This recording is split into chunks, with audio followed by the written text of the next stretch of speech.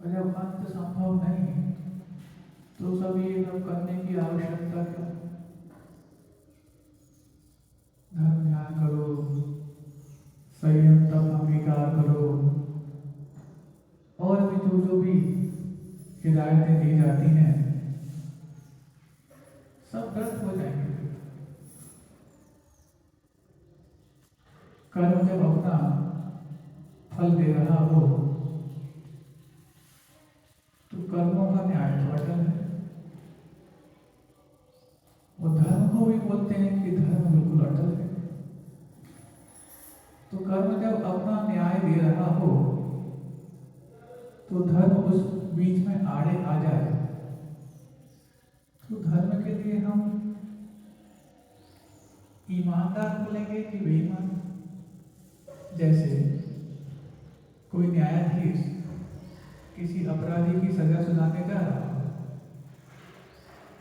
इस बीच में अपराधी सजा सुनाने के पहले उस न्यायाधीश से कुछ सांठ-गांठ कर ले, कुछ लेन देन करके, और ये उस अपराधी की सजा आजीवन कारावास के रूप में होनी चाहिए थी, उसको घटा करके 1-2 वर्ष ये पूरा ही माफ कर दे, तो उस न्यायाधीश को हम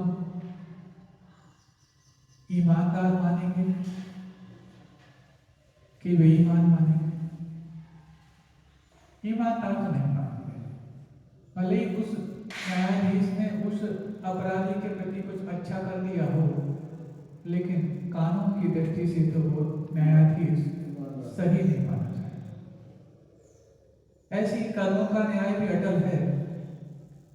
तो कर्म जब अपना न्याय देने जा रहे हों और हमारे धर्म से कुछ सांठ-गांठ करके उसके बीच में आड़े आने की बात सोचें तो धर्म क्या बेईमान होगा? तो फिर महाराज ये प्रश्न तो खड़ा करके आज तक हमने जो धर्म ध्यान किया है उसी के बारे में आपने प्रश्न चिन्ह लगा दिया। ये पहले बता देते तो इतना समय हम व्यर्थ न करते। उतना जो और 1-2 घंटे जो पूजा पाठ में अभिषेक में लगाते हैं तो थोड़ा सा और अच्छे कर्म करने में लगा देते। अच्छा जॉब और ढूंढ लेते एक आदमी ओवर टाइम वाला, जो कि कभी तो 8-10 घंटे का रहता है पूना मुंबई में, उससे कहाँ काम चलता है महाराज? व्यवस्थाएं तो बढ़ती जाती है, गृहस्थ जीवन है, गृहस्थ जीवन आप क्या जानो महाराज, गृहस्थी तो हम ही जानते हैं। आज आपने ये वाली बात बता दी तो आगे में हमने कभी सोचा ही नहीं था कि ऐसा कर्म जब अपना न्याय देने जाए तो उस न्यायाधीश के बीच में जो गड़बड़ करता है उसको तो हम ईमानदार मानते नहीं। तो कर्मों के न्याय में यदि धर्म अपना दखलंदाजी करे तो ऐसे दखलंदाज को हम कैसे बोलें कि वो ईमानदार है?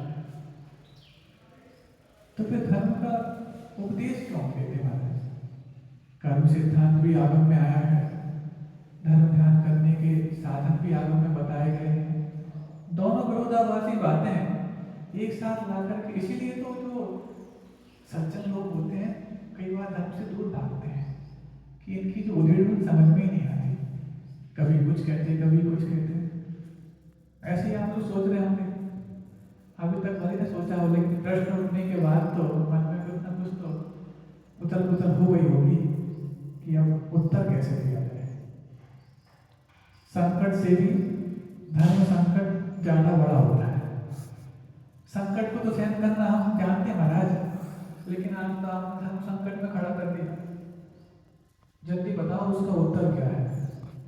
बिल्कुल कर्मों का न्याय अटल है, वो तो आप कहीं भी चले जाओ वो ढूंढ लेगा। लेकिन हम धर्म ध्यान या संयम तप के बल पर उसके बीच में जो दखलंदाजी करना चाहें तो ये सब उसके न्याय में बीच में आकर के ईमानदार साबित कैसे होंगे? बिल्कुल ये प्रश्न पहले और अच्छे से जमा लो दिमाग में, ताकि उत्तर मिले तो सारी शंकाएं निर्मूल हो जाए। तो धर्म कभी भी कर्म के न्याय के बीच में आकर के दखलंदाजी नहीं देगा, नहीं देगा। तो फिर हमें सहन करना पड़ेगा कर्म, बिल्कुल सहन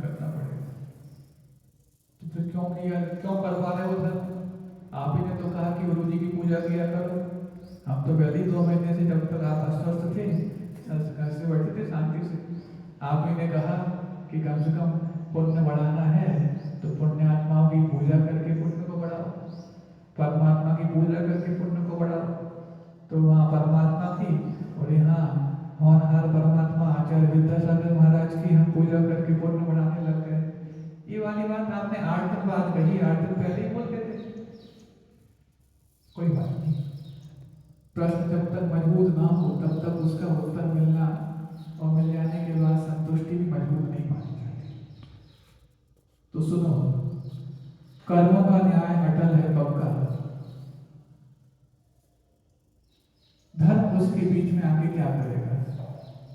जैसे आप लोग जब बच्चे थे तो बचपन में कोई यदि आपको हल्का सा 2 उंगलियों से ऐसा गाल पे या कहीं हाथ पे ऐसे चुटकी ले ले तो क्या होता था? लाल पड़ जाता था। कुछ जो बहुत सुकुमार बच्चे होते हैं उनको तो जरा सा भी ऐसा करो तो लाल पड़ जाता है। और जब आप बड़े हो गए तो 2 उंगली नहीं, ये 10 उंगलियों से आपको दबाया जा रहा है तो आप उसको सेवा मान रहे हैं। क्यों? जब 2 उंगली से दबाने पर आप उसको कुछ दर्द मानते थे तो 10 उंगलियों से दबाने के बाद तो 5 गुना तो कम से कम आपका दर्द बढ़ना चाहिए था।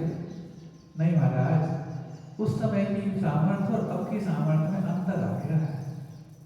अब हमारे पास थोड़ी सी ज्यादा ताकत आ गई है, शरीर भी हमारा बलशाली हो गया है। अब कभी दर्द होता है तो 10 उंगलियों का प्रयोग करके उस दर्द को मिटाने के लिए हम दबाते हैं। ऐसा ही धर्म कर्म के न्याय के बीच में नहीं आएगा, क्योंकि कर्म अपना जब न्याय दे रहा हो तो कभी भी 2 न्यायाधीश आपस में विरोधाभास को प्राप्त नहीं होते। ये बात अलग है कि निचले सत्य के न्यायालय में आपकी बात नहीं गली तो ऊपर के न्यायालय में जाकर के आप एप्लीकेशन या अपील कर सकते हैं, वो अलग विषय है। लेकिन यहाँ पर तो दोनों बराबर के न्यायाधीश हैं। कर्म सिद्धांत भी तो धर्म का ही एक अंश है और धर्म भी करके आप उस कर्म सिद्धांत के बीच में नहीं आ सकते। तो धर्म करता क्या है? धर्म आपके अंदर सामर्थ्य का वृद्धिकरण करता है, वो आपके अंदर सामर्थ्य को बढ़ाता ताकि कर्म जब अपनी न्याय को दे और आपके अंदर दर्द बढ़े तो हमदर्द के रूप में धर्म आपके साथ रहे। तो जब वो 2 उंगलियों से दबाता था तो लाल पड़ता था, चुटकी मानी जाती थी। अब धर्म ने आपके अंदर इतनी सामर्थ्य पैदा करी है कि 10 उंगलियों से और पूरे हाथ के बल से भी दबाए तो वो सेवा मानी जाने लग गई है। यही धर्म करने का फल है और धर्म करने का सही वास्तविक अर्थ है। और जो इसको ना समझ करके वो ये सोचे कि हमने जो कर्म किए हैं वो कर्म तो हमारे धर्म करने से ठीक ठाक हो जाएंगे, हमारे सामने नहीं आएंगे। भगवान से डरो या न डरो, कर्मों से अवश्य डरना, क्योंकि किए हुए कर्मों का फल तो भगवान को भी भोगना पड़ा है। अहिंसा परमो धर्म।